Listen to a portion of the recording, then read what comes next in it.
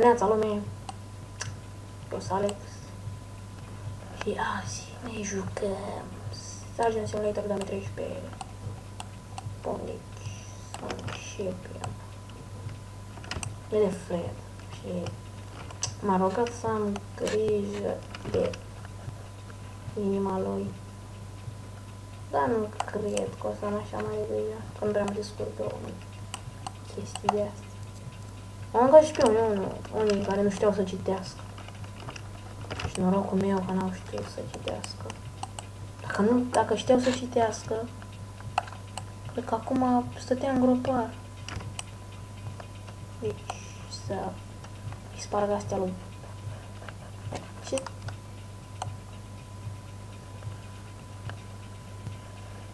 Eu încă nu l-am botezat. Ops. Scuze, Fred. Acum să băgăm mâna. Băgăm mânuța. Nu-mi plămânii. Sau ce și ăștia. Cred că plămânii sunt. Nu prea mă pricep. De-aia n-au știut ea să citească și m-au angajat.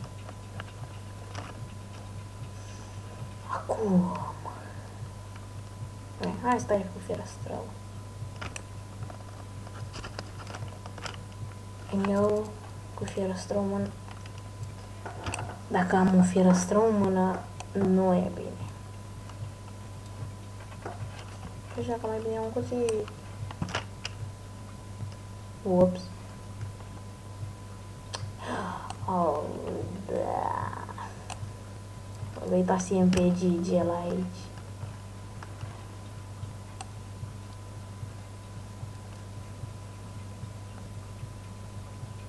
Hai mă, Gigele, tai inimoara. Oh, hai, Gigele. Gigele. Hai, Gigele. Dorothy. Oh, nu. Am văzut-o pe Dorothy.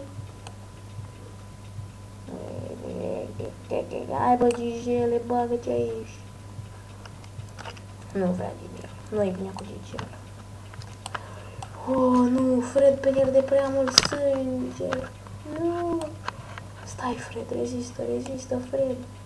Fred, orice-i face, rezistă. Nu, Fred. Nu, nu mai ai șanse.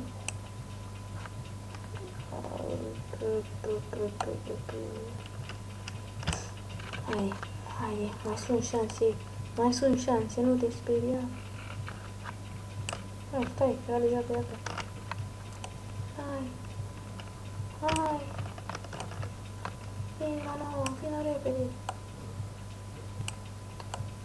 Nu, Fred. Da, deci, Fred a murit. Hai, da.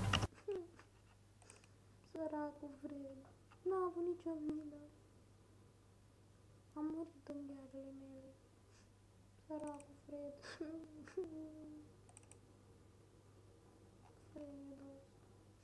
Oh, nu. Unde-i faptul? Săracul Fred. Unde-i videoclipul?